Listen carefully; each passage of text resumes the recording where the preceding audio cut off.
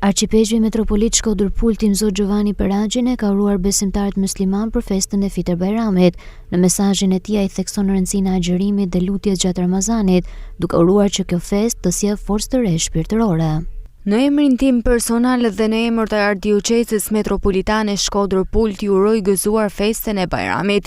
Festa e Bajramit vjen pas agjerimit dhe lutjes që bëhet gjatë muajit të Ramazanit, i cili është i rëndësishëm për jetën e bashkësisë muslimane dhe që uroj t'i dhënë secilit një forcë të re në jetën e shpirtërore personale. Po ashtu, Këshilli Papnor për dialogun ndërfetar ju shpreh të gjithëve ju urimin e tij të përzemërt.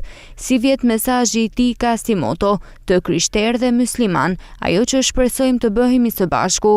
Në një botë të shënjuar nga padrejtësia, konfliktet dhe pasiguria për të ardhmen, thirrja jone përbashkët bashkëmbart shumë më tepër se sa praktika të ngjashme shpirtërore. Bota jon ka etje për vëllazëri dhe dialog të njëmend.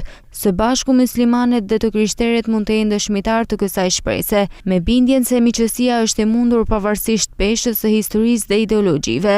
Prandaj ajo që duam të bëhemi së bashku është të jemi vëllezër e motra në njerëzishmëri, të cilët e çmojnë thellësisht njëri tjetrin. Besimi ynë në Zot është një visar që na bashkon, në pamundësi të jem pranë jush në këtë ditë feste për shkak të angazhimeve jashtë vendit. Ju uroj edhe një herë përzemërsisht.